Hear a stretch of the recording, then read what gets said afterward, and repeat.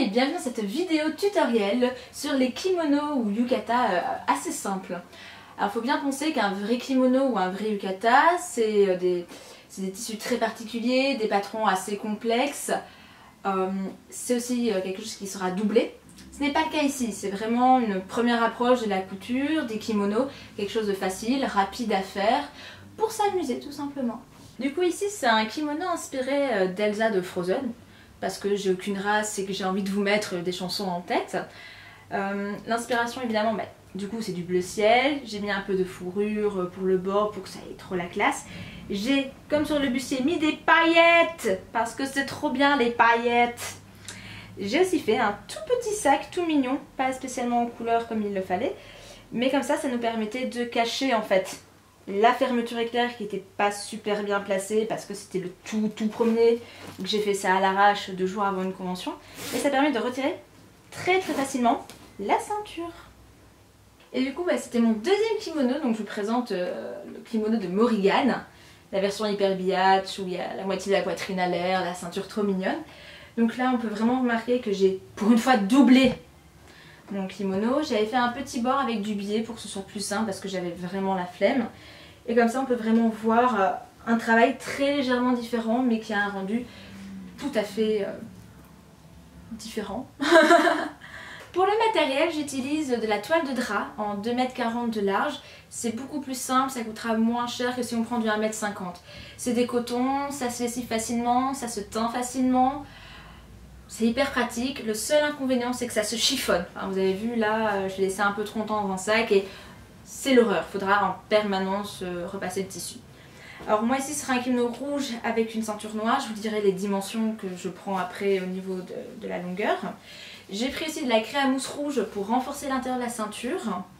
C'est celle-ci, je l'ai achetée au Jiffy. Mais on peut aussi la trouver à la foire fouille, elles seront toutes les deux lessivables. Parce que je suis une grosse feignasse et parce qu'il n'y a pas de terme pour le dire, j'ai du biais rouge pour aller sur le kimono et un petit ruban pour décorer la ceinture. Pour les systèmes de fermeture, prenez une tirette séparable. L'idéal est d'en avoir une de 20 cm mais c'est très difficile à trouver, donc même si elle est un peu plus longue, ce n'est pas grave, vous la cacherez à l'intérieur en fait, tout simplement. Après au niveau du matériel de base, il vous faut évidemment une paire de ciseaux, craie, fil, bottes d'aiguille, mètre, ruban. Après pour décorer votre kimono, moi je vous conseille ce genre de teinture qui est du pigment Inzinc textile, je sais pas comment ça se prononce, parce que vous avez vraiment la teinture et la peinture et en mélangeant les deux vous avez vraiment quelque chose de très fluide qui permettra de ne pas avoir une peinture vraiment dégueulasse en fait. Vous pourrez aussi avoir énormément d'effets puisqu'il y a beaucoup de couleurs. Donc pour les mesures, exceptionnellement, je vous dis que vous pouvez les prendre tout seul. L'idéal c'est d'avoir quelqu'un pour les prendre, mais sinon vous faites le singe comme moi. Pour la nuque, vous venez toucher ici le creux, vous allez de l'autre côté, vous faites un petit arrondi, vous avez votre mesure. Là j'ai 20 cm, 18, 20, c'est généralement les normes. Pour les épaules ici, je me tourne, vous prenez l'os qui est juste là, vous trouvez votre colonne vertébrale, vous tenez les deux, vous avez votre mesure d'épaule. Pour le bras, vous pincez ici dans le creux votre mètre ruban. Vous remontez jusqu'à cette même boule d'os, tout simplement. Tendez bien le bras, un maximum, hop hop hop. Vous avez votre mesure de manche. Alors après, je sais plus c'est quoi les mesures. Voilà. Pour le poignet, il faut vraiment que le but du jeu c'est pas de prendre ici le truc super serré en fait, puisqu'on ne pourra pas passer sa main. Vous pincez le mètre dans votre pouce, vous écartez pas les doigts, comme si vous rentrez le truc. Et voilà, vous avez votre mesure. Après le poignet, c'est l'aisselle. L'aisselle, il faut toujours que ce soit bien large pour un kimono. Donc, hop, on passe ça sous le bras, tac tac tac. On voit où est-ce qu'on pourrait être à l'aise. J'ai mal mis mon mètre ruban, évidemment, il s'enroule. Ici comme ça, vous regardez, vous tirez un peu ici en dessous, là c'est trop large. Je resserre. Là, ça me semble bien. Posez bien votre mètre ruban au niveau de nouveau la petite boule ici, au niveau de l'épaule, quoi. Pour vraiment avoir le point le plus large. Ensuite, nous avons évidemment la poitrine. Alors, femme comme homme, vous prenez l'endroit où vous avez vos tétons, vous tournez, tadam! Puis il vous faut votre tour de taille, hanche. Alors moi ce que je fais, soit vous êtes très fine ou très fin, vous n'avez pas le côté sablier, à ce moment là vous prenez votre creux et c'est nickel.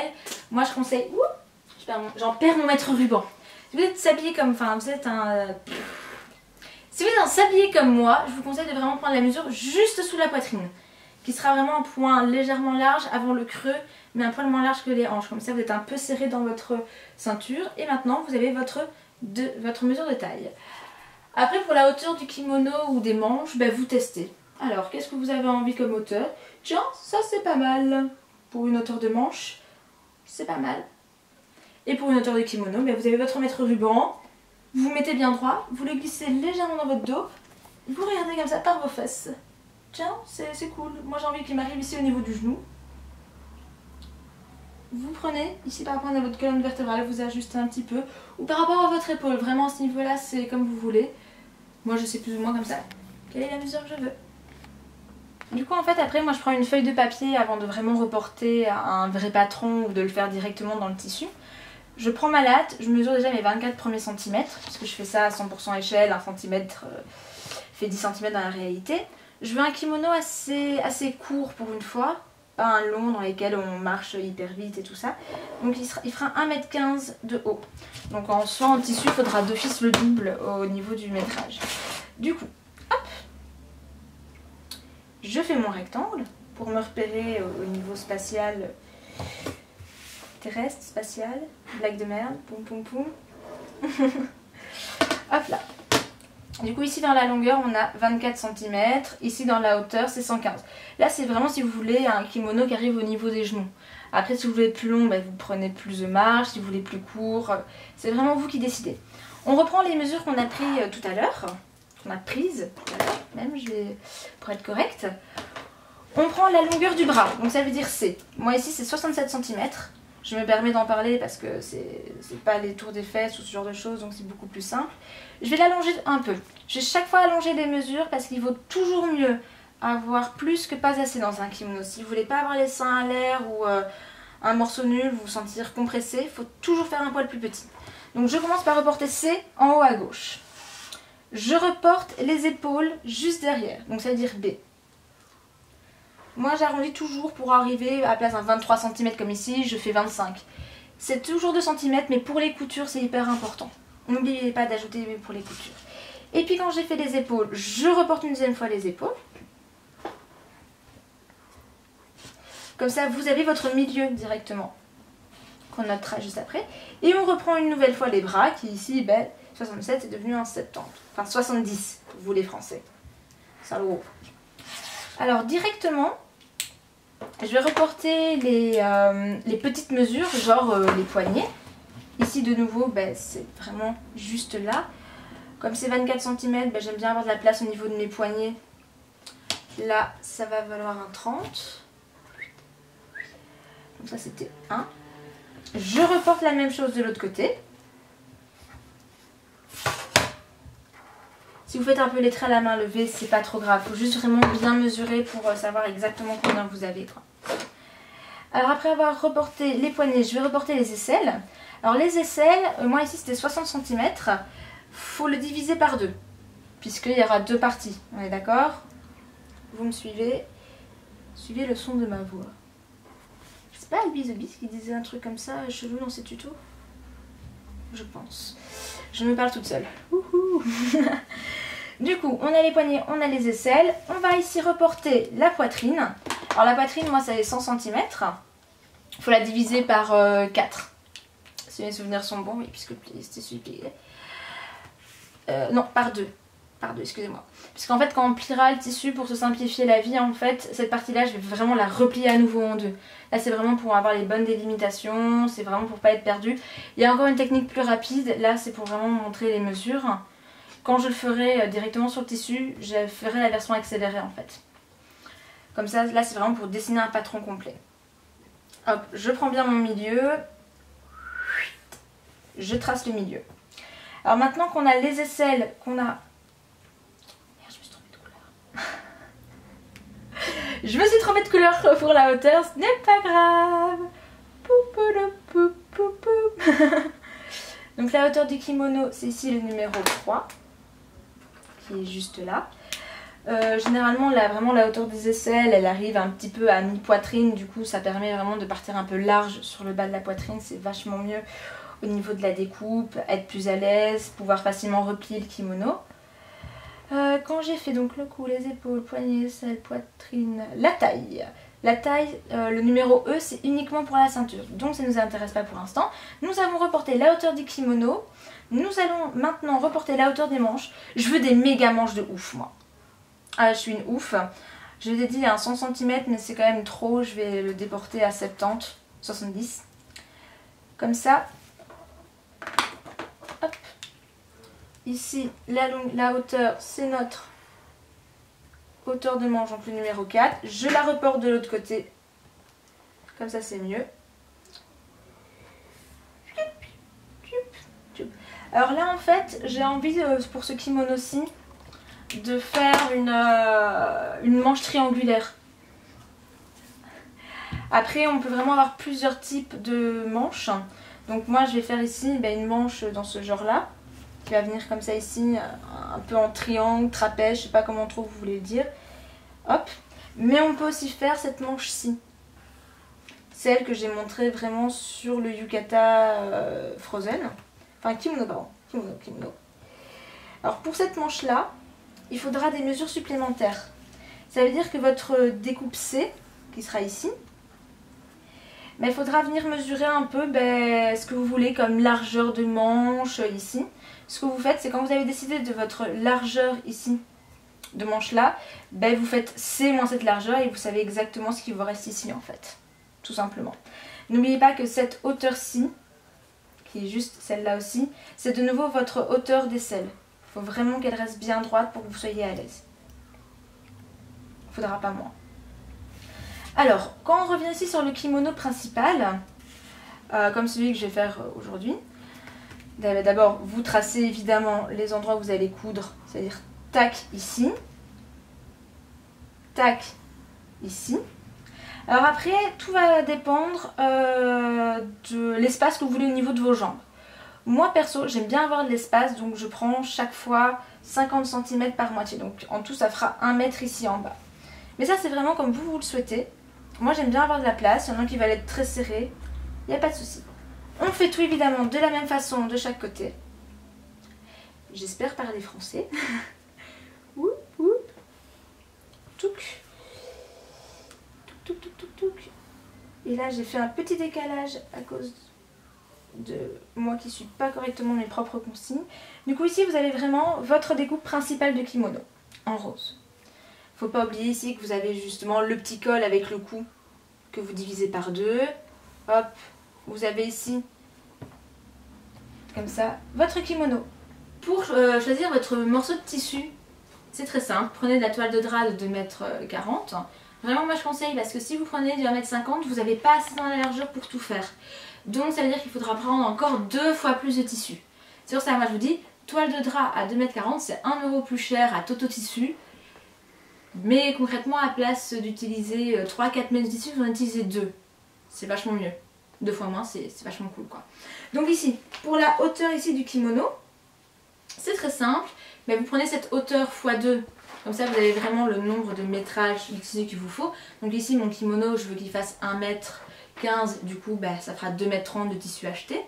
Donc, niveau prix, ça va. Après, dans la largeur, ici, il faut prendre la largeur totale. Donc, ça veut dire que quand vous passez votre kimono, ce sera cette largeur-ci. Vous voyez, quand j'ouvre grand les bras, vous voyez bien qu'il y a un morceau ici qui dépasse et qui est inutile. On va le mesurer et on va le découper avant de plier le tissu en 4. Donc moi ce que je vous conseille, c'est de tout mesurer ça. Donc ça veut dire 2 fois la longueur des bras plus 2 fois les épaules.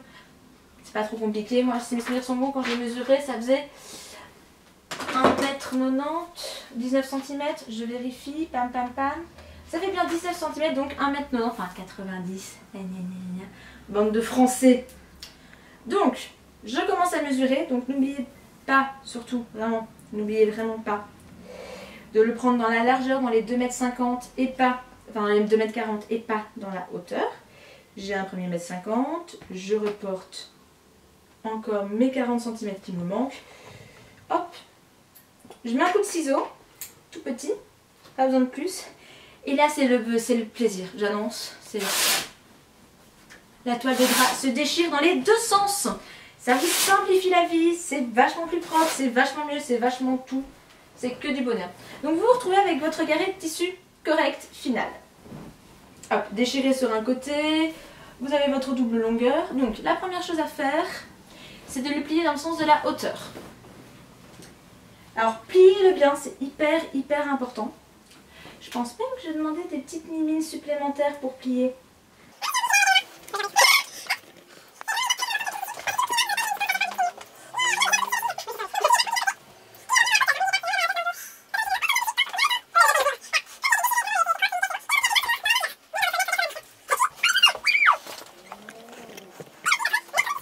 Votre premier pli. Alors c'est vraiment ce pli là qui va vraiment permettre toute la couture, toute la simplicité des choses. C'est ça qui va rendre le tout très propre, très fluide. Vous voyez qu'ici pour une fois c'est un tout petit kimono que je fais. Alors, je prends ma craie, bam bam bam. Une fois que j'ai ma craie, je peux vraiment démarrer les choses sérieuses si vous voulez. Alors comme ici sur le modèle, je voulais vraiment que vous preniez la largeur maximale pour prédécouper le tissu. Ici pour simplifier les choses, regardez, je plie selon la ligne du milieu que j'avais tracée. Et vous avez votre patron de kimono. C'est vraiment simple, hein, je vous dis, vous n'avez même pas besoin de papier patron ou autre. C'est vachement plus simple, c'est vachement mieux. Prenez bien votre référence juste à côté de vous.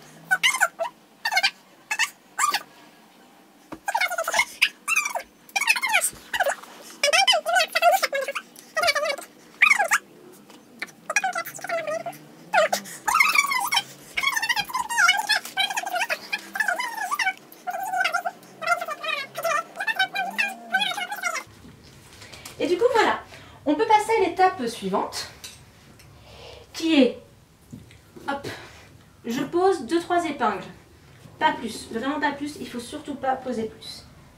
Vous les posez à chaque endroit où vous avez pris une mesure. C'est juste pour maintenir le tissu ensemble quand vous faites vos découpes. Donc ça veut dire tous les bords doivent y être, hop comme celui-ci. Le creux ici qui est très important au niveau de la découpe.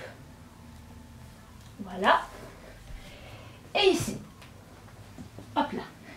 Et puis par la magie, abracadabra, on va venir donner 2 coups de ciseaux.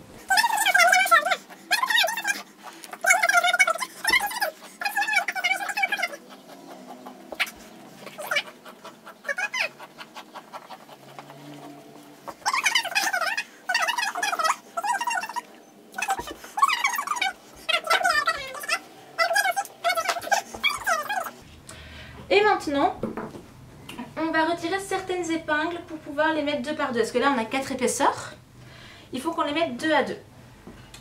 Alors après, réfléchissez il faut vraiment réfléchir un tout petit peu à comment ça se passe sur la machine pour avoir les aiguilles du bon côté, facile à retirer. Avant, je positionnais les aiguilles dans ce sens-là. Mais franchement, c'est pas la meilleure des idées en fait. Vaut mieux les placer dans ce sens-là que dans celui-là. Moi, je trouve ça beaucoup plus pratique maintenant que je l'ai fait. Après, chacun son choix et tout. Moi, j'ai passé presque 3 ans à coudre en mettant les aiguilles à l'envers, dans un sens, dans un autre. Maintenant, j'ai appris. C'est vachement plus simple, vous vous rendez pas compte. Quand vous avez placé cette manche-là, il faut aussi épingler la manche juste en dessous en fait. Donc, parce que là, j'ai que 2 épaisseurs. Je peux légèrement bouger. Bougez pas comme des cingouins tant que tout n'est pas parfaitement posé. Alors, je réfléchis à la façon dont je pose mes aiguilles par rapport au sens de ma couture. Comme c'est plié, ça va être le même sens. Là maintenant, l'épingle que vous aviez mis au niveau de l'aisselle ici, vous pouvez la bouger. Hop, et vous en placez une en dessous aussi. On continue exactement le même raisonnement tout le long du kimono ici.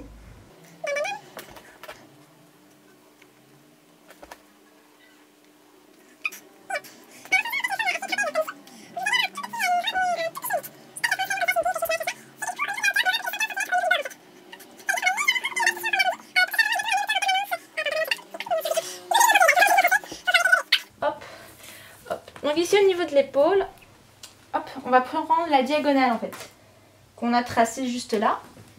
Dans hop, vous voyez, je la prends, tac tac tac, je me base là-dessus et on voit vraiment que j'ai genre 5 cm en plus que normalement. Donc ici à 5 cm, je trace un petit truc et hop, je viens tracer un très léger arrondi pour vraiment tout rééquilibrer. C'est vraiment pas obligatoire, mais bon, ça fait plaisir. Et moi cette fois-ci, comme je le veux encore un poil plus court, je vais le couper à 1 cm au-delà de cette ligne pour vraiment légèrement réduire le tout, parce que le 115 cm, je crois qu'il arrive sous le genou. C'est un peu moins esthétique. Et après, voilà. On vérifie. Je pense que je vais même encore recouper un petit centimètre, ou un pouce en fait. Regardez, hop, un demi-pouce. Sur ça, vraiment tester un peu les longueurs, ce qui vous plaît le plus et tout ça. Si vous le faites long, faites attention parce que sinon il va traîner par terre. Un kimono, il faut toujours le faire plus large que chercher dans la longueur en fait. Hop, hop, hop. Tadam! Une fois qu'on a fait vraiment cette étape-là, on peut ouvrir le kimono. Hop. Et ça, c'est un petit moment que j'aime beaucoup. Parce que du coup, quand on l'ouvre, on retire les épingles supplémentaires qui vont nous gêner, genre les cols, ce genre de conneries qui servent strictement à rien. Hein? Hop. On l'ouvre et on commence vraiment à voir un peu la silhouette du kimono.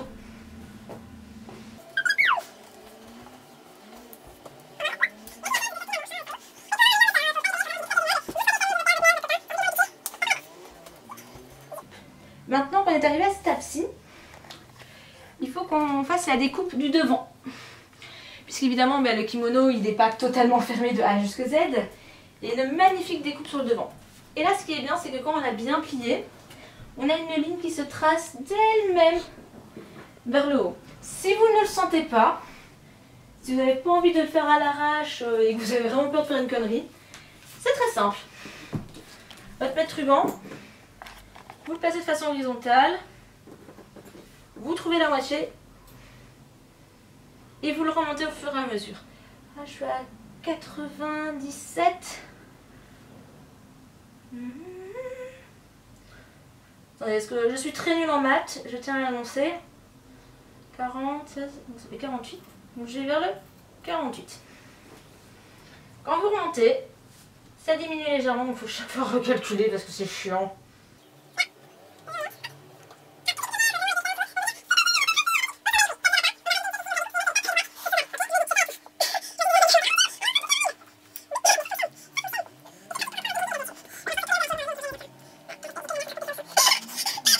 Et puis là, j'ai une petite ligne qui me relie directement au col, donc je me fais juste pas chier.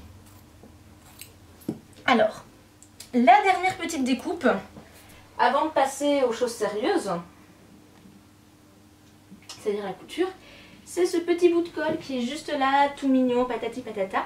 Moi, généralement, ce que je fais, c'est que je plie et je viens tout doucement le couper comme ça.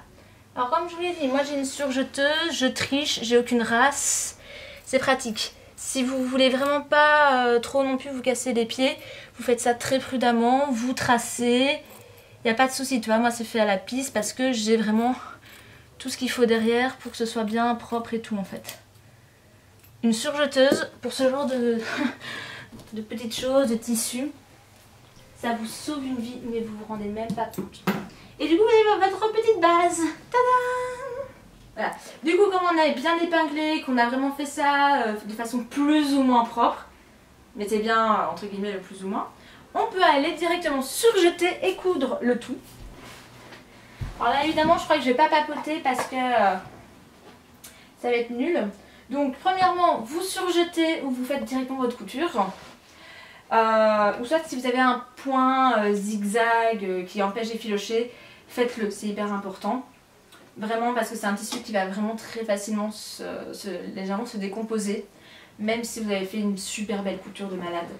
Sur ça faites bien votre couture à 1 cm du bord ou surjetez comme un vieux chacal juste avant.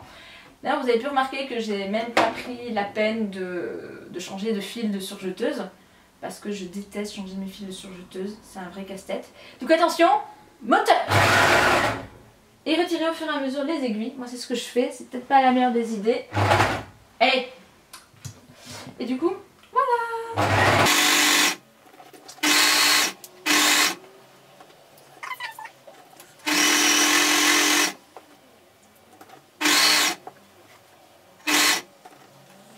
Alors quand on arrive au niveau du creux du bras, soit vous êtes vraiment un ouf et vous arrivez à faire un léger demi-tour à votre surjeteuse ou tout ça, ou soit vous faites un léger, très léger arrondi, c'est pas grave, ça se verra pas, ça reste toujours bien propre, vous inquiétez pas, vous faites tout doucettement et ça passe nickel. Au niveau de la couture, je vais vous montrer après sur la machine comment faire cette étape qui est quand même bien, puisque là il faut vraiment avoir la pique. Rouler.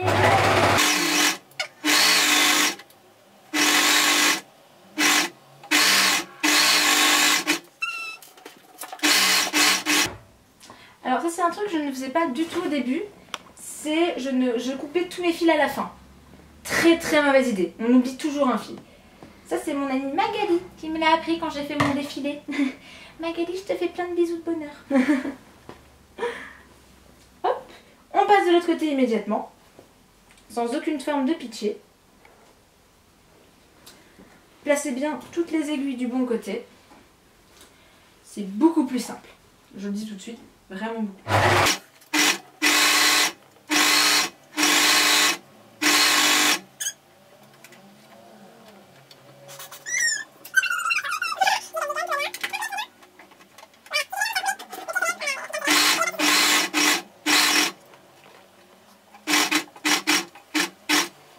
Là, je viens tout juste de passer le coin, donc comme je disais tout à l'heure, vraiment faites-le un peu plus lentement. Comme ça, ça fait un très léger arrondi, mais ça reste vraiment un maquillage dans la continuité de l'angle.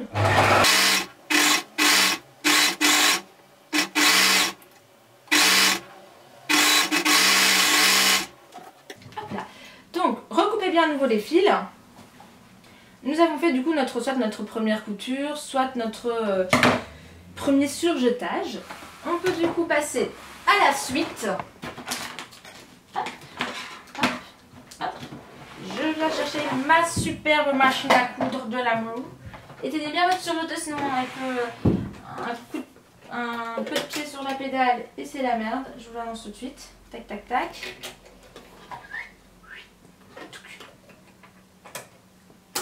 On allume la machine. Et du coup on vient coudre juste à côté notre surjetage, notre point qui empêche de s'effilocher. On place bien le fil. Évidemment là la couture, j'ai pas eu la flemme de changer le fil, donc c'est beaucoup plus simple aussi que de changer un fil de surjeteuse. Hop, on passe sur du fil rouge. Talap, talap, tap, tap.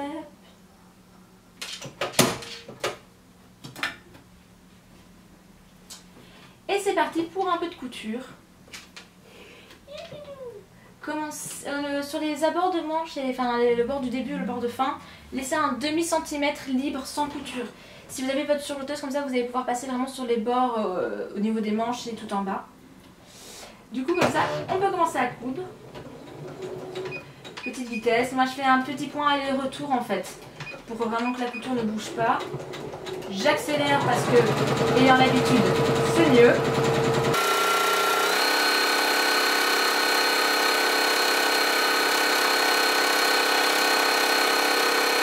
Alors maintenant je ralentis le rythme puisque j'arrive exactement au petit point au niveau de l'aisselle. Vous continuez bien droit, vous dépassez d'un demi-centimètre, vous arrêtez votre machine. Vous plantez l'aiguille, vous levez. C'est ça qui est bien quand on a une machine automatique. Il n'y a pas de pédale et rien de ça. On relève l'aiguille quand on a tourné notre tissu et on est reparti. Tout simplement.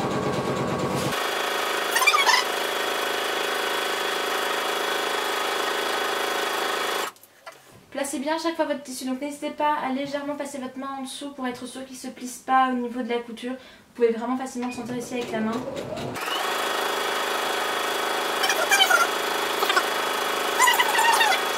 Et du coup quand on approche du bord, laissez entre 1 cm et 1,5 cm pour mettre un coup de surjeteuse, bourrelet ou ce genre de choses. N'oubliez pas de bien couper vos fils tout de suite.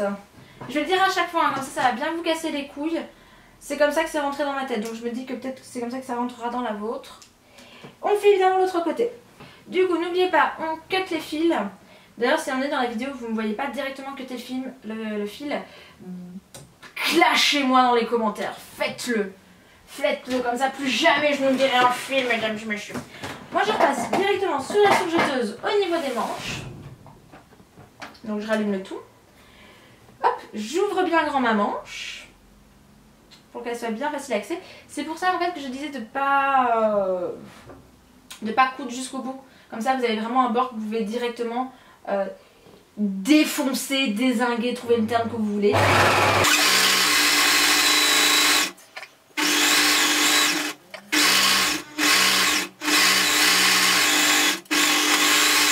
là!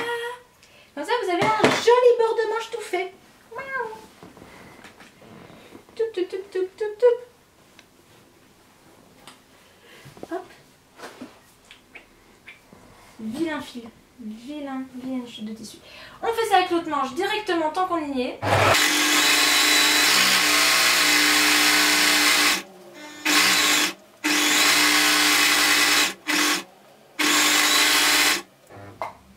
Hop là. Tadam! Nous allons pouvoir passer à l'étape suivante qui est le bord du bas et le col.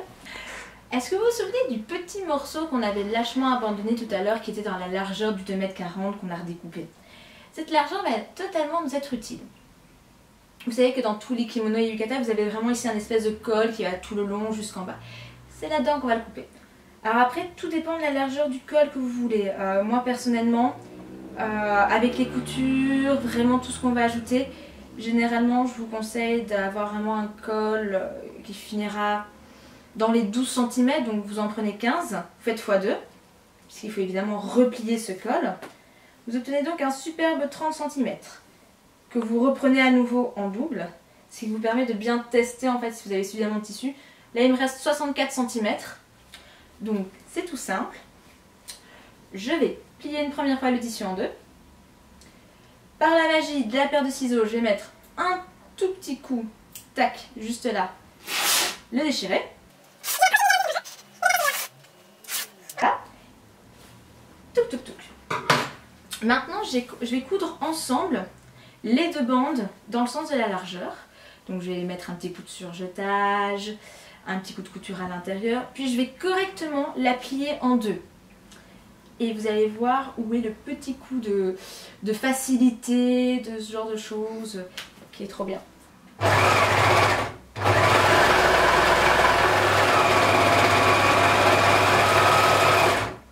On cut les fils.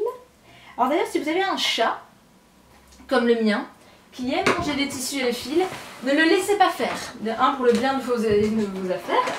Et deuxièmement, j'ai appris assez récemment par Merlin, une amie à moi, présidente de Boiserie, que les chats, s'ils mangent trop de fils, ils sont malades après. Donc c'est-à-dire qu'ils sont cons, suicidaires, je sais pas. En tout cas, si vous voulez m'aider à tuer Blacky, je suis pour. Donc là par contre, laissez bien un bon 2 cm avant de faire votre couture. N'oubliez pas de faire votre aller-retour juste avant.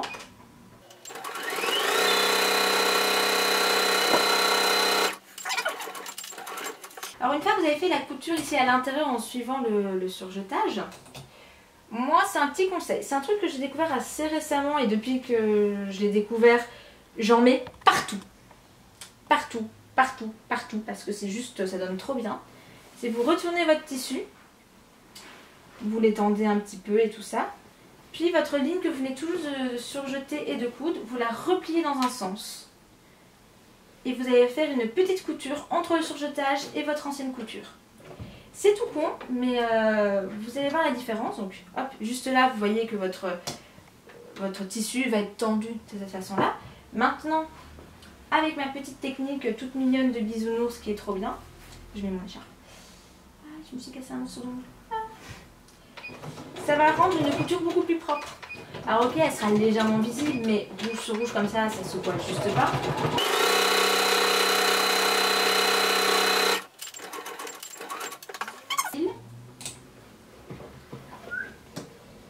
On cut, faites un ciseau.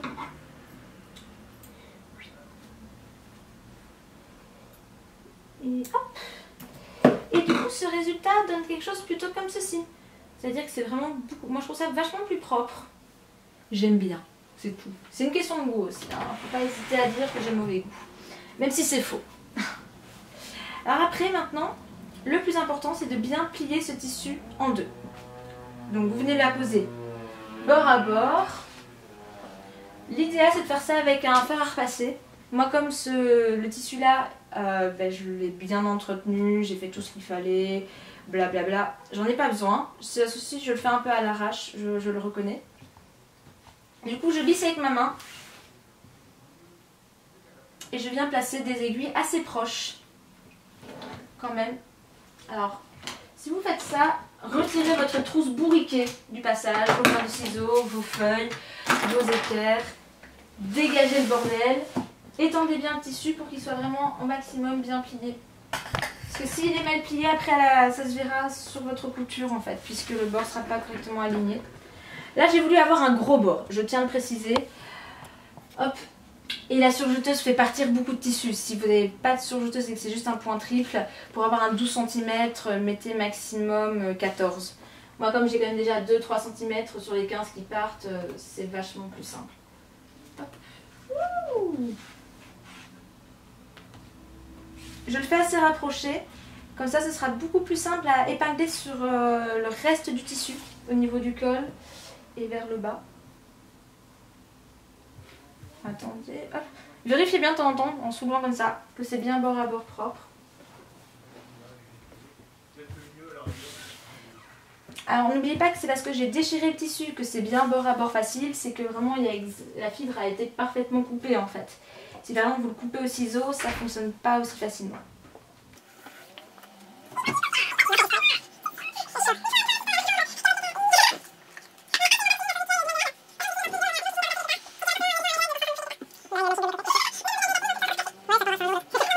Du coup, une fois que j'ai fait la moitié, je pars dans l'autre sens et je fais exactement la même chose.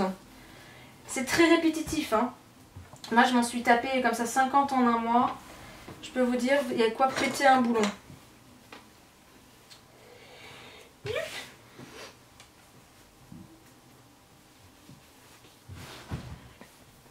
Et vous voyez, c'est vraiment assez simple, ça prend vraiment juste un peu de temps, un peu de précision, un peu de arrêter de faire à l'arrache comme moi.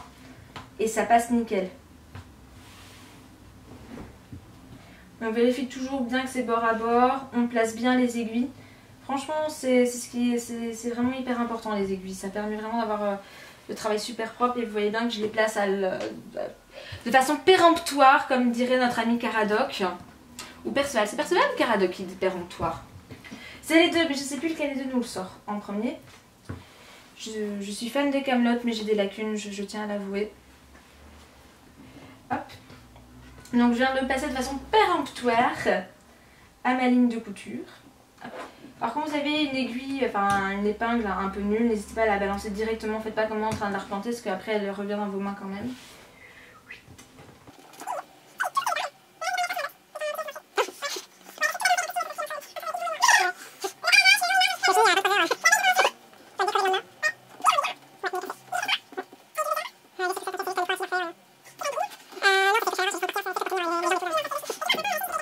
Et du coup, une fois que nous avons fait notre bord, nous reprenons le milieu et nous allons sur le mannequin. Alors du coup, vous avez votre mannequin, vous avez votre petit yukata posé dessus. Vous voyez bien que les coutures sont à l'intérieur, donc je l'ai mis dans le sens cool. Vous avez du coup ici votre creux. Après là, il faut bien réfléchir à comment on le place.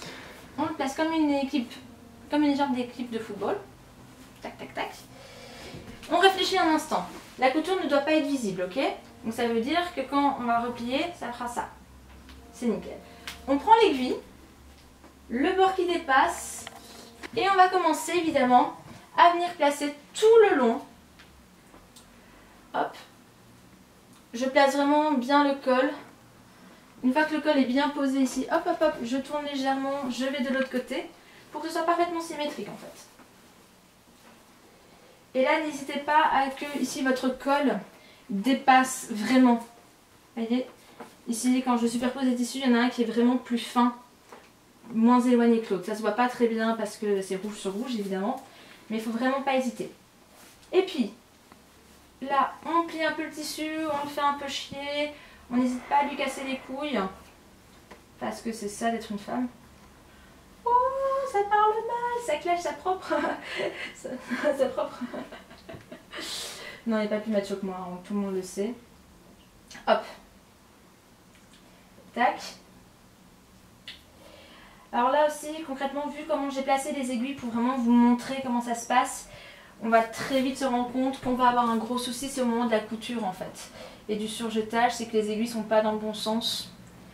Du coup, je vais vous montrer une toute petite astuce après pour bien placer facilement vos aiguilles pour que ce soit vraiment bien propre du premier coup.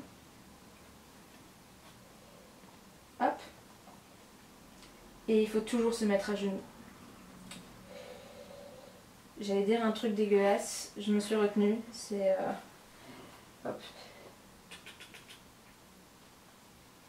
Alors après, juste là, je cherche ma bonne paire de ciseaux. C'est que vous voyez bien que ça dépasse vraiment ici sur le bas. À mort. Vous prenez un peu plus là, ici en bas, tac, tac, tac, pour vraiment être libre du mouvement. Hop. Et vous laissez bien vos morceaux d'aiguille et tout ça de ce côté-là. Ça va servir dans juste un instant. Je plante là mes ciseaux. Je fais la même chose de l'autre côté. En mode youhou, j'aime ça.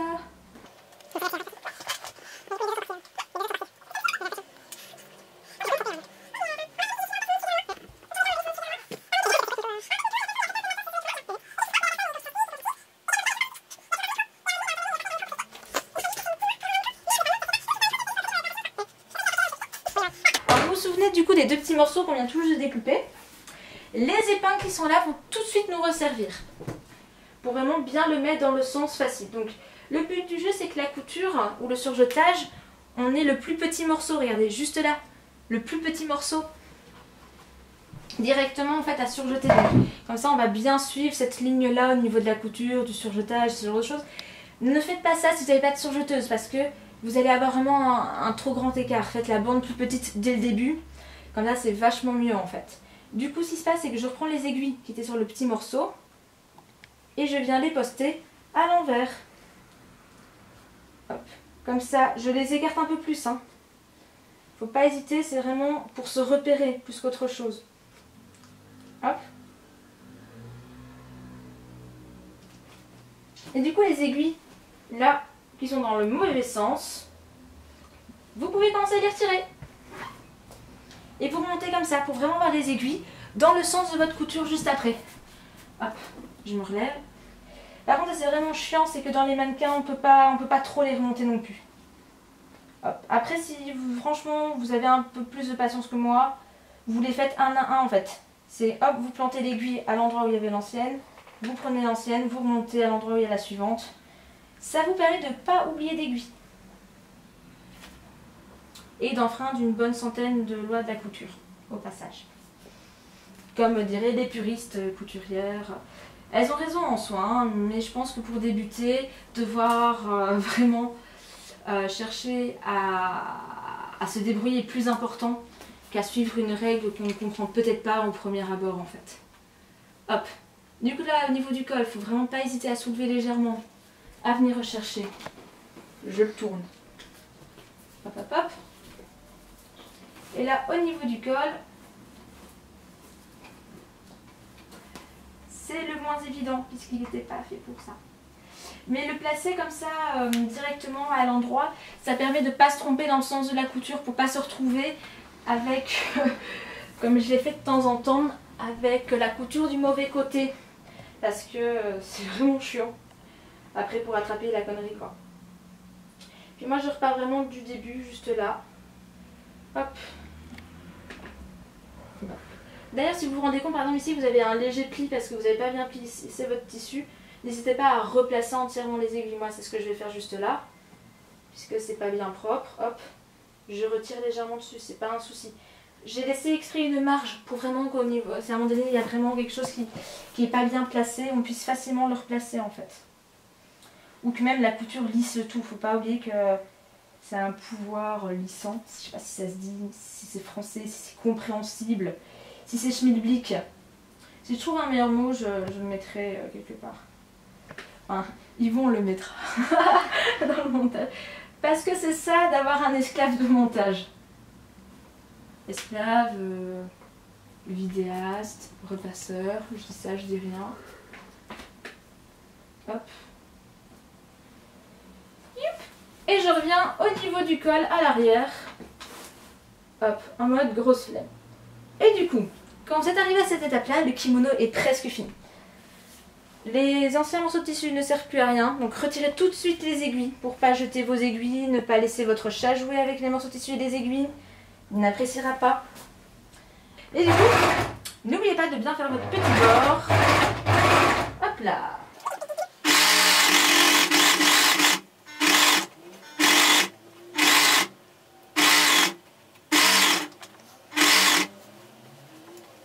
Alors là, faites très attention de bien lisser votre bord qui est en dessous pour pas qu'il se froisse au moment du surjetage ou de votre couture, pour bien que ce soit propre. Hop.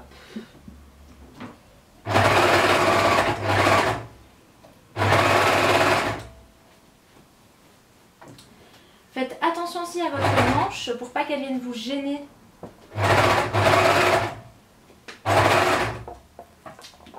Hop. C'est pas l'endroit le plus évident, le plus cool, calme, mais vraiment au niveau du col ça donne super bien.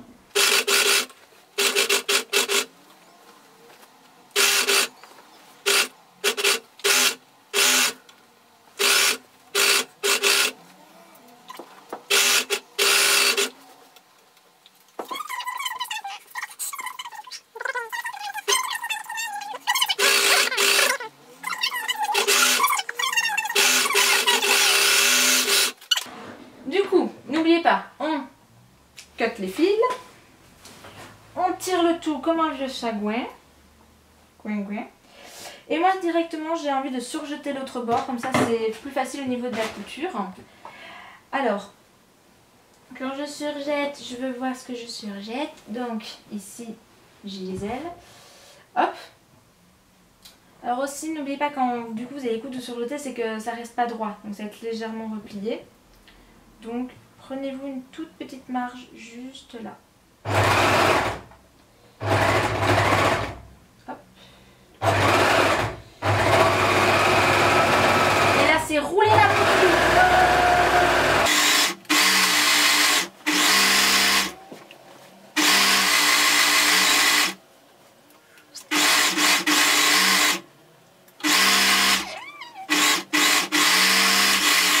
Et évidemment, on cut les fils pour pas changer de tout.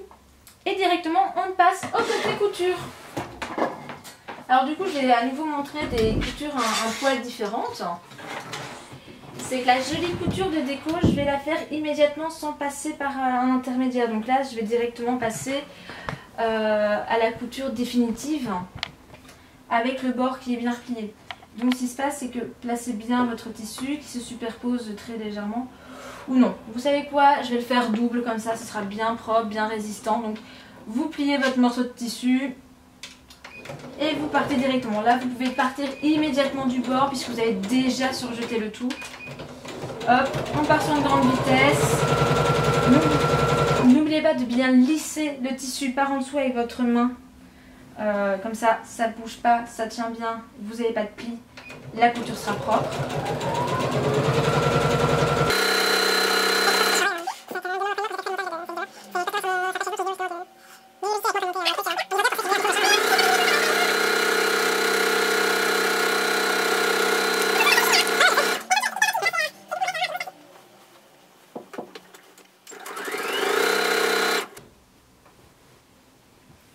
Donc comme je disais, vraiment lissez bien votre tissu, n'hésitez pas à faire des pauses, ne tirez pas trop fort sur le tissu, vaut mieux le tirer sur l'horizontale que vers l'avant ou l'arrière parce que là votre machine n'appréciera pas.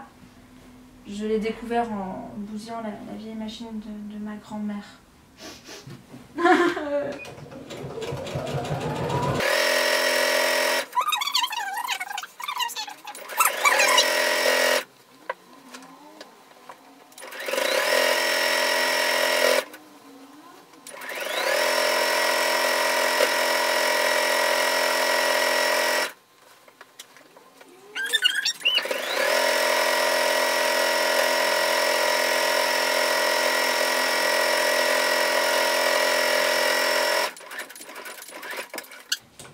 mettre les fils, on va de l'autre côté, on va chercher l'autre fil. YOLO. Alors là vraiment moi je trouve que niveau propreté, vous voyez c'est bien. Mais je trouve justement que si on a vraiment la petite couture juste là, ça fait vraiment hyper propre et nickel. Je trouve que c'est quelque chose qui manque vraiment à mes autres kimonos en fait. Alors justement ce bord, vous n'êtes pas obligé de le faire de la même couleur que le kimono. C'est vraiment totalement à vous de choisir si vous voulez mettre le bord noir, mettre un bord en fourrure comme j'ai fait avec mon Elsa de la Mure. Moi ici j'ai vraiment décidé de refaire la deuxième couture où on vient bien replier et la couture se passe de nouveau dans celle qu'on vient de faire. Et la couture se place entre la couture qu'on vient de faire et le surjetage. Comme ça aplatit bien le tissu, ça rend vraiment beaucoup plus propre.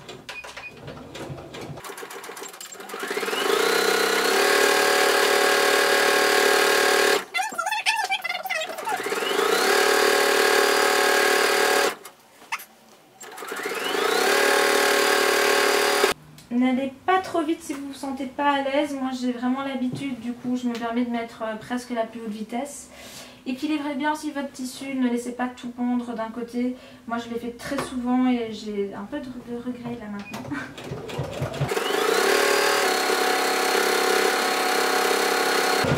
Alors pour vraiment cet instant, il ne faut pas hésiter à bien pousser votre tissu comme ça pour vraiment que ce soit bien lisse, qu'il n'y ait pas de plis, pour vraiment savoir où la couture va se faire en fait. Parce que si vous ne tirez pas au niveau horizontal de façon péremptoire à la couture, ben, les plis, vous allez les coudre, donc vous ne pouvez plus rien faire. Et ça gâche un peu. Hop. Faites bien de nouveau attention aux manches, là les petites garces, là elles se planquent. On les voit pas parce qu'elles sont rouges comme le reste du kimono. Salope.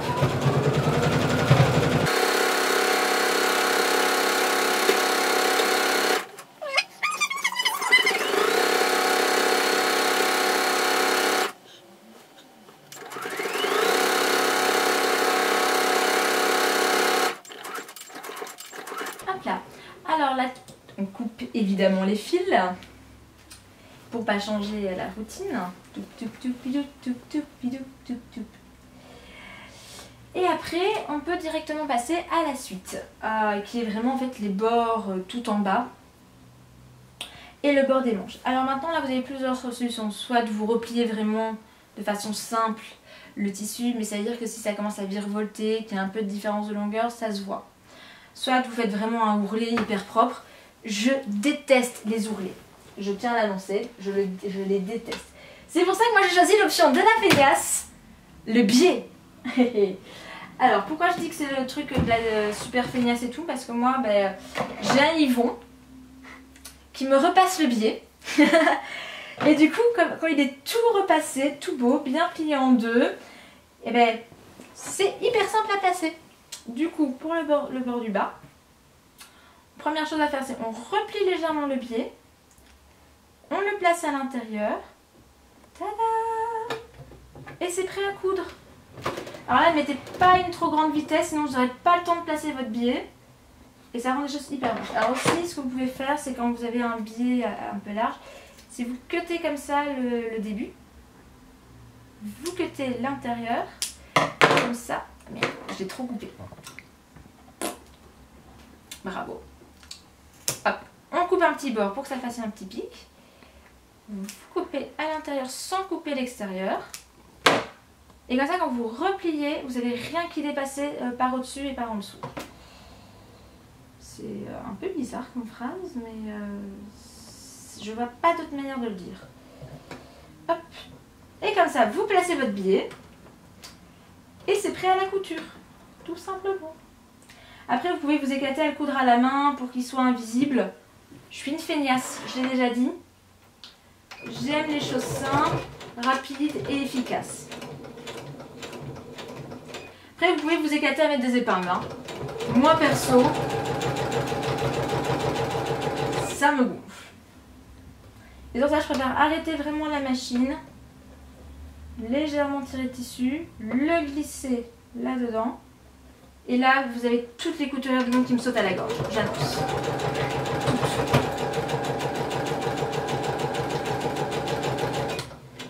Parce que regardez, hein, c'est propre. diabolique. Et vu que chez Toto Tissu, le billet ça coûte 30 centimes, 25 centimes, 30 centimes le mètre, et que on en utilise vraiment genre 3-4 mètres, pour moins de 2 euros, ça me simplifie la vie, ben moi je prends.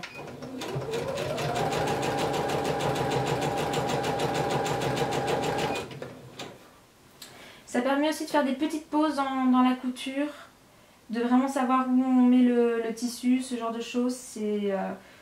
Je préfère comme ça, c'est répétitif, mais on peut respirer un petit peu pour suivre le rythme.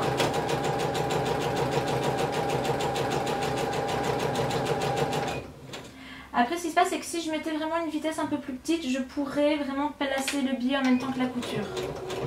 Comme c'est hyper lent, là, hop hop hop, je maintiens, je continue à placer mon biais. Mais je me trouve beaucoup plus distraite, donc la couture, je la trouve beaucoup moins propre. Donc je préfère vraiment mettre un peu plus de vitesse et chaque fois faire des pauses.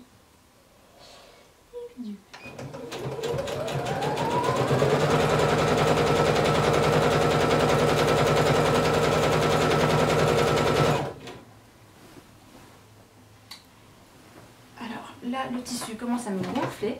Donc vous avez vu, c'est un tout petit kimono, donc là concrètement j'ai pas énormément de masse de tissu qui me fait chier.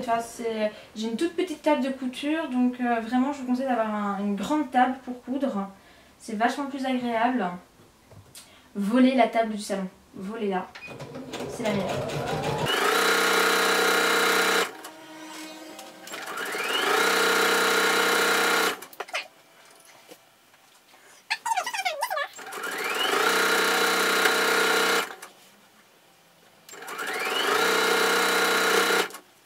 D'ailleurs pour le biais, vous pouvez vous éclater à sortir le biais au kimono, hein. Il n'y a pas de souci là-dessus, c'est vraiment cool. Enfin, pas la sortir au kimono, la sortir à la ceinture, c'est un peu plus logique là. Le cerveau est en train d'exploser. Vous vous rendez pas compte à quel point il fait chaud et que là je rêve juste d'aller prendre un bain froid, sauter dans la piscine du voisin, si seulement mes voisins avaient une piscine. Je vais les faire chercher pour qu'ils aient une piscine. Et du coup, quand vous arrivez à la fin de votre biais, juste là, vous prenez votre paire de ciseaux. Donc on approche d'abord un peu plus. Mais pas trop, hein, sinon vous allez pas pouvoir, pas plus loin. Vous cuttez dans le sens en pique. Hop. Vous repliez très légèrement. Voilà. Et comme ça, vous n'avez plus qu'à faire un petit demi-tour tout mignon, tout bisounours. Vous cuttez les fils. Et vous avez un bord hyper propre. Wouh! Alors de nouveau, si vous regardez un peu des kimonos officiels ou ce genre de choses, vous ne verrez pas ça. Le but, c'est vraiment de vous entraîner, d'avoir un petit costume d'appoint si vous n'avez rien à vous mettre la veille d'une convention. Si vous vous entamez sur un gros projet, que vous avez envie un peu de vous délasser. Si vous voulez un jour passer en concours avec un kimono comme celui-là, ça passera clairement pas, hein, on se met d'accord. Non! Yvon, on n'a pas assez repassé de biais! Non! Comment vais-je finir ma vidéo? Vous avez qu'à le faire. Non. Non, plutôt crever. Salaud! Vous avez trické nous. En fait, je pense qu'il va presque avoir... Je pense qu'il y a pile poil assez de biais. Repasser, parce qu'il y en a du pas repasser. Et moi, à moins qu'Yvon veuille vous faire une démonstration de repassage dans cette vidéo. Non, c'est bon. Non, t'es sûr? Alors là, en fait, regardez bien parce que vous voyez que la manche est légèrement en pointe. Donc suivez un peu l'axe de la pointe, hop, pour découper légèrement le biais. Ne pliez pas, ça sert à rien puisqu'on va revenir exactement au point de départ. Hop. Ainsi, quand j'aurai fait mes deux manches, j'aurai fini la phase du kimono. La phase 1, puisqu'il restera que la ceinture.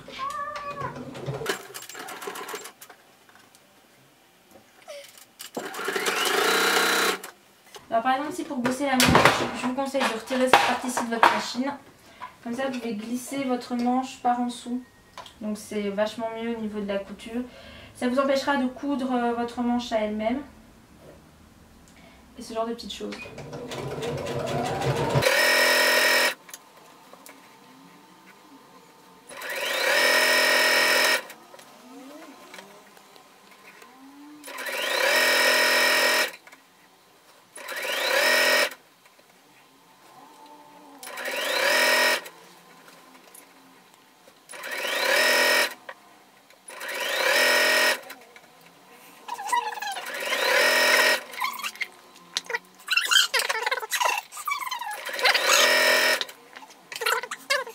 Et du coup, juste là, vous recuttez de nouveau légèrement en biais. Et coupez en biais le biais. Vous repliez votre petite pointe à l'intérieur. Et vous continuez votre petite couture pour revenir à votre point de départ.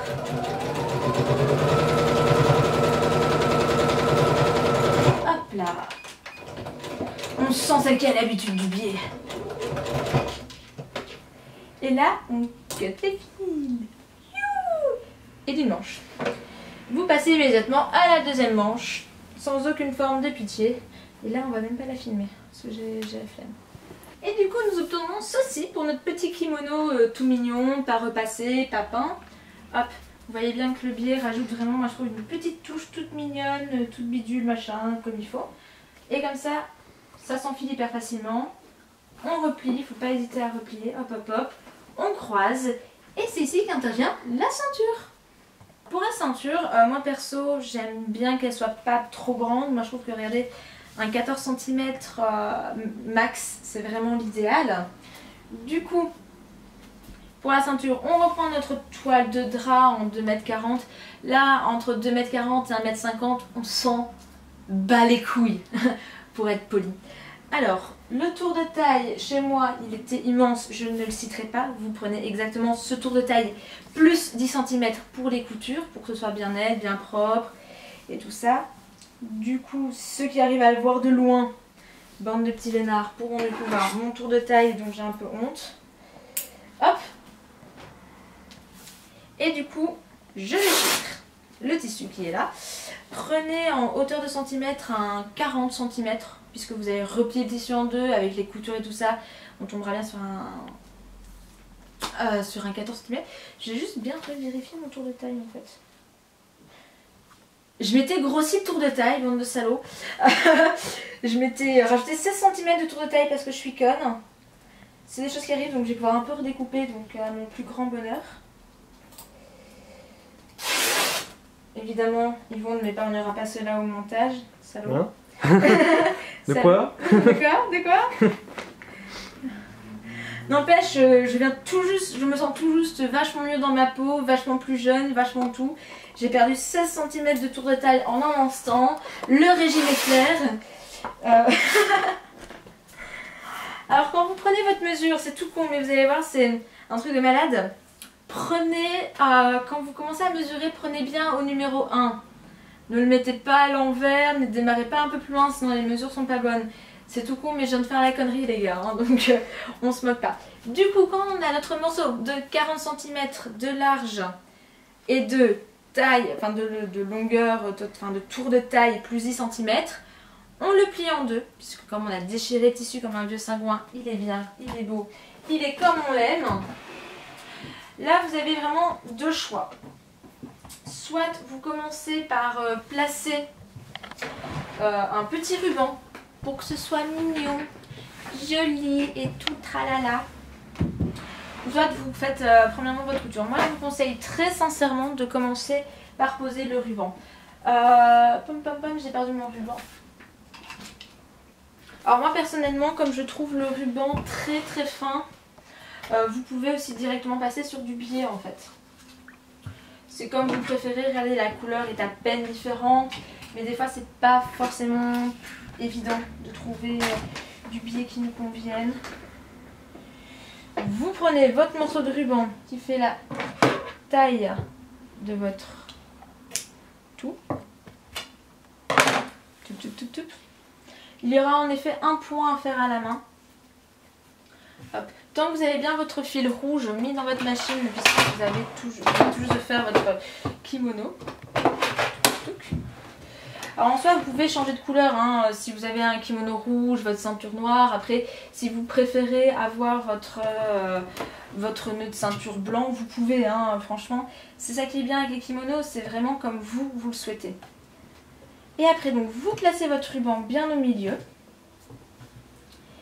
Alors après, moi concrètement, j'ai vraiment en pliant bien, en repassant, ce genre de choses, vous avez une ligne toute tracée, donc vous n'êtes pas spécialement obligé de mettre une épingle. Moi je le conseille.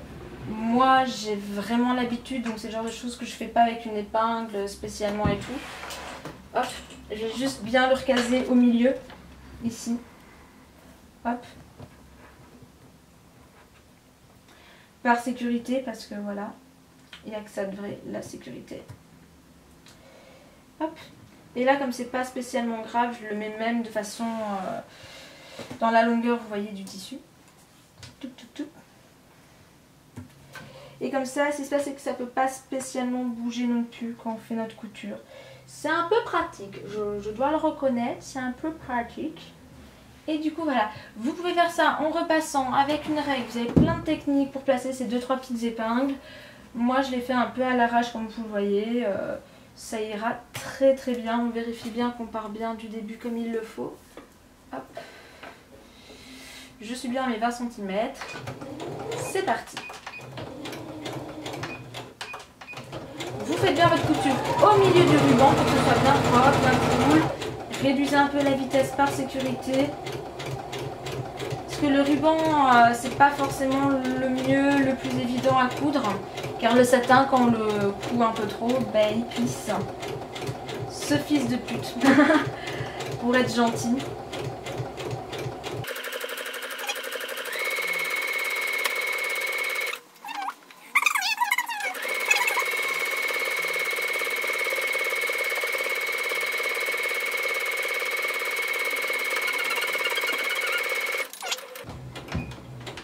Alors généralement sur ce genre de ruban il y a un petit nœud quelque part au milieu du bidou.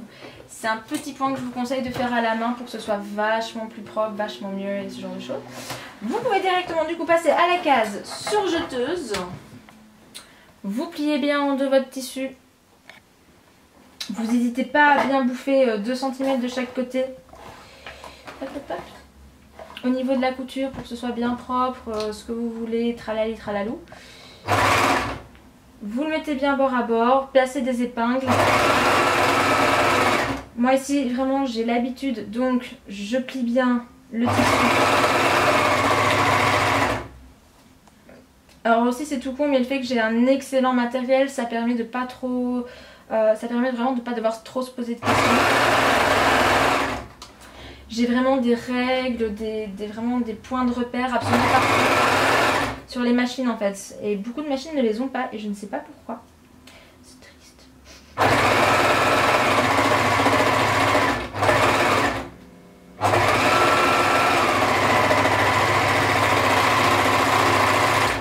On cut les fils, évidemment. On les cut. Pam pam pam. On cut les fils partout. Le morceau de ruban qui sert à rien, basta, hop. Oh. Vous voyez les surjeteuses font des petites surprises quand on laisse le pied sur la pédale parce qu'on est con. Ou moi. On change de fil évidemment maintenant pour les coutures sur la ceinture pour qu'elle soit totalement invisible, noir sur noir. Si vous faites une couture rose, ça se verra. Tous les détails se voient dans le cosplay, c'est ça qui fait atrocement peur. C'est pour ça par exemple le fait que j'ai surjeté en noir n'était peut-être pas la chose la plus intelligente à faire dans le kimono. Mais comme c'est que du interne, je pense qu'on est safe. J'ai paumé ma bobine noire en fait.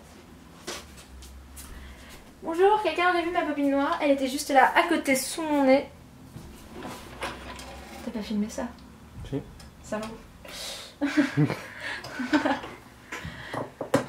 Je sens que ça passera au bonus en fin de vidéo. Il y a des chances.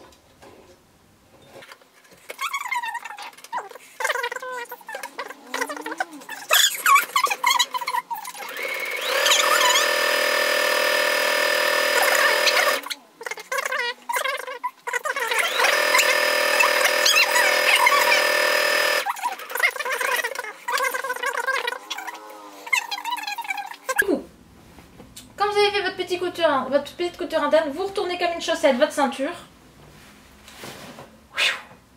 Tam tadam. Vous placez au milieu votre ruban quand vous repliez légèrement votre chaussette. Vous mettez là où vous voulez, hein, en fait, hein, c'est un peu ça qui est cool. C'est vous placez un peu comme vous aimez, comme vous voulez. C'est vous qui choisissez, c'est ça, mesdames et messieurs, le pur bonheur. Vous prenez du coup des petites feuilles de craie à mousse et vous commencez à les glisser difficilement. Il faut bien appuyer sur difficilement.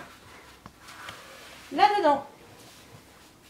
Après, si vous voulez qu'elle ne bouge pas de trop, vous pouvez faire un petit point à la main à 2-3 endroits un peu discrets. Comme ça, elle ne bouge pas, elle n'essaye pas de s'emboîter ou d'autres. C'est des petites coquines. Hein. Des petites coquines.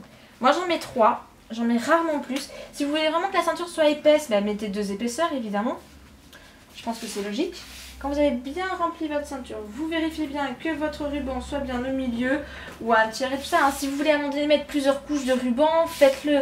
Vous pouvez mettre des paillettes, vous pouvez tout faire. Vous êtes capable de tout, mesdames et messieurs. Alors, on rallume la surjeteuse. On prend à 2 cm du bord. On remet un coup de point de soin. Hey,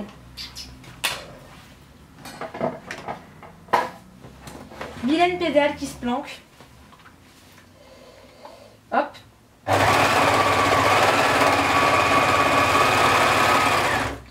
Vous venez tout juste de cutter avec la surjeteuse 2 cm. Là, vous faites un point qui s'empêche de s'effilocher. Franchement, la surjeteuse, elle est pratique parce qu'elle simplifie la vie, mais vous n'en avez pas spécialement besoin. Si vous découpez proprement, que vous faites bien votre point zigzag pour empêcher que ça s'effiloche de trop, c'est impeccable. Alors maintenant, on passe dans la dernière étape qui est un peu délicate avant la tirette. C'est pour que ce soit bien propre, qu'il n'y ait pas vraiment de couture qui dépasse. Il faut réussir à légèrement ouvrir ici, à replier à l'intérieur votre surjetage et à repincer par-dessus. Alors c'est pas évident, je vous le dis tout de suite.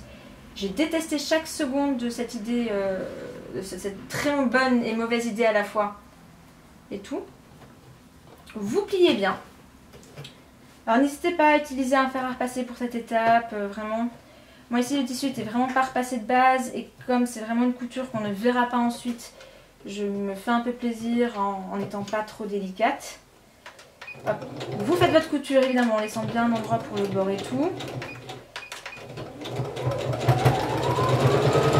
Vous comprenez pourquoi je dis qu'il faut bien 10 cm hein. Pour tous les bords, là on a déjà perdu 4 cm.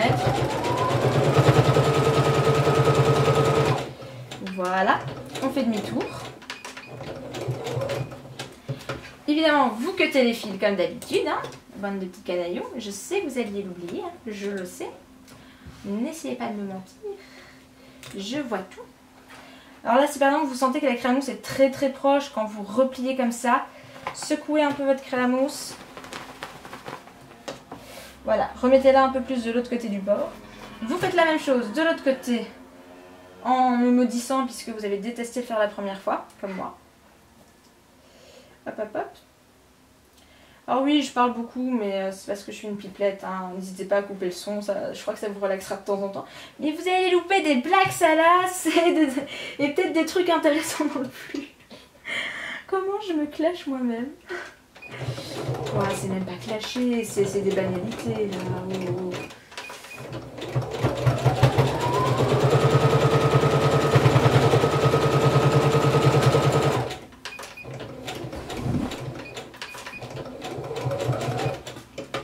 Alors vous allez arriver à une étape que vous allez aimer et détester. Je vous présente la tirette, qui est pour moi le pire ennemi du monde entier. Alors déjà, il faut que vous changez de pied, parce que vous êtes censés tous avoir un pied pour tirette. Perso, je ne sais pas si je l'utilise correctement. Mes cours ne m'ont pas vraiment spécialement montré, et je trouve que le manuel de ma machine n'est pas super clair à ce niveau-là. Donc, c'est une tirette séparable. C'est hyper important qu'elle soit bien séparable, sinon mon système ne fonctionne pas. et vous allez devoir vous agiter dans tous les sens pour passer votre ceinture. Et puis, ouais, c'est ce que j'ai juste l'agrafe là qui est partirée, espèce de saloperie.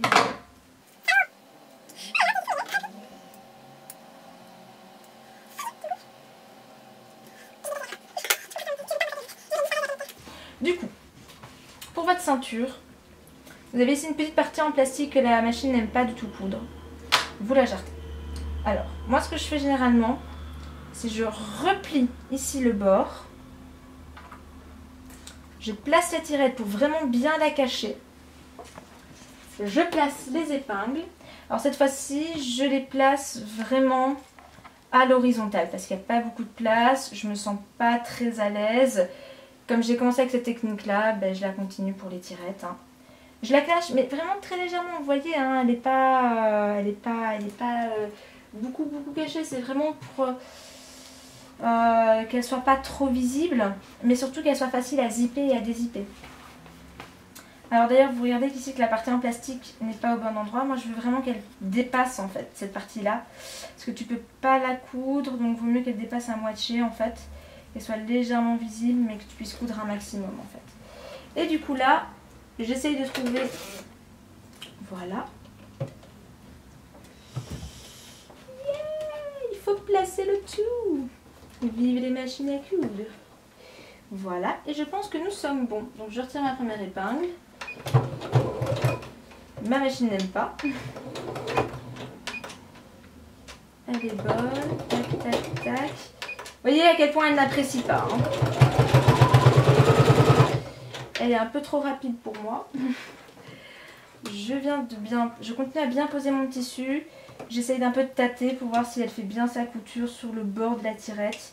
Pour que ce soit facile à dézipper, que le tissu ne se prenne pas dans tout. Là, avec l'épaisseur, votre machine, elle ne doit pas aimer. Je vous le dis tout de suite. Et surtout, c'est une tirette de 30 cm. Donc le bout là qui dépasse, vous le planquerez à l'intérieur. Ce sera hyper simple, hyper propre, il n'y a pas de souci. Je vous montrerai ça sur le mannequin. Hop. Je vais faire tomber l'autre partie. Hop. Alors le fait de vraiment bien faire la couture sur le bord de la tirette, regardez, c'est-à-dire vraiment que quand vous devez la dézipper, vous pouvez pousser le tissu. Tada! Mais il est suffisamment épais pour pas bouger de place quand vous l'avez sur le costume en fait. Je place du coup l'autre morceau de tirette, que vous allez évidemment détester aussi. Hop là, c'est pour ça, hop, dès que vous approchez un peu la tirette, vous soulevez le tissu et elle part toute seule. Du coup, je ferme bien ma tirette des deux côtés pour qu'elle soit bien équilibrée. Je replie comme la première fois. Vous comprenez pourquoi j'ai dit qu'il fallait bien ajouter 10 cm au début? C'est que les 10 cm, je viens de vous les bouffer, mais en 2-2 quoi. Je replace mes aiguilles. Je fais en sorte que la ceinture soit exactement à la même hauteur de chaque côté. Hop, je place 2 épingles comme la première fois. Je place bien le tissu. Je fais en sorte que la tirette ne soit pas trop visible. Là, j'ai pas assez bien placé le tissu.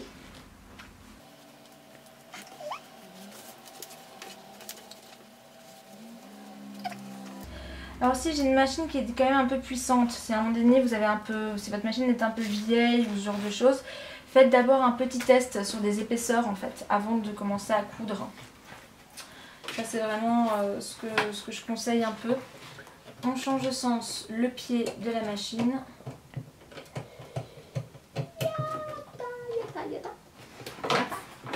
Et voilà. Et du coup, on peut coudre la deuxième partie. Et votre ceinture est presque finie comme ça. Ouais.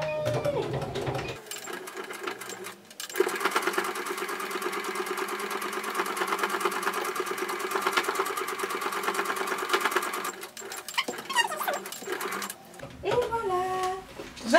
On coupe bien les fils. Hein. Je sais plus si je dis à bien à voix haute à chaque fois, mais je l'ai bien fait, mesdames et messieurs. Si j'ai réussi à oublier un fil, putain, je vais me faire beaucoup.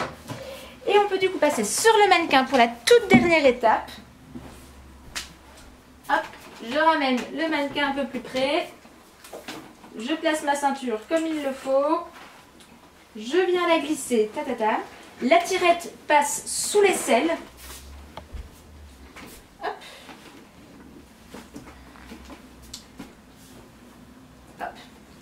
Alors faut pas hésiter à un petit peu forcer la ceinture. Du coup, pour la tirette qui dépasse, on peut tout simplement venir l'arranger juste là, sur le côté, on replie bien. Là, la ceinture, elle est extrêmement serrée parce que vraiment, j'ai bien replié les coutures et tout. Donc, franchement, si vous voulez pas être aussi serré, type écorsé, moi, je vous conseille, à la place de laisser 10 cm de marge, d'en laisser carrément 20. Vraiment. C'est ce qu'il y a, à mon avis, de mieux.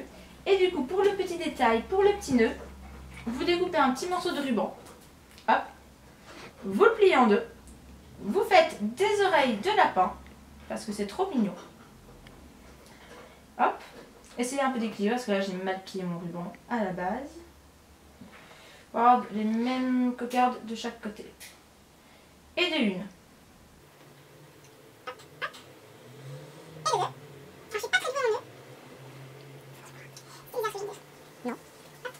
Et du coup, vous venez le passer sur votre avant avec une épingle. Comme ça, quand vous retirez la ceinture, vous pourrez exactement savoir où il faut mettre votre petit nœud.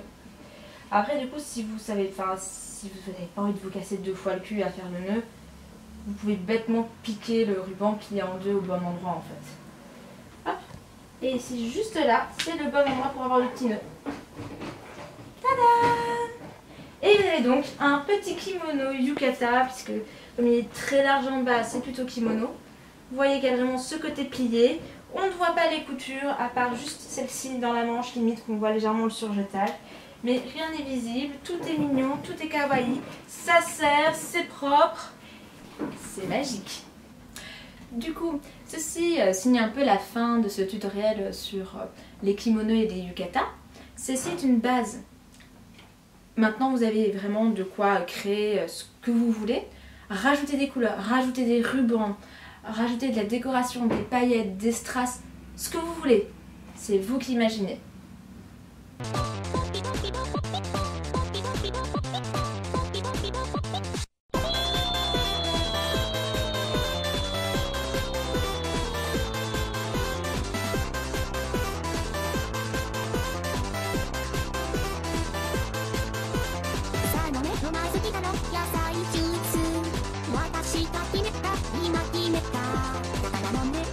私の野菜ジュース価格は200円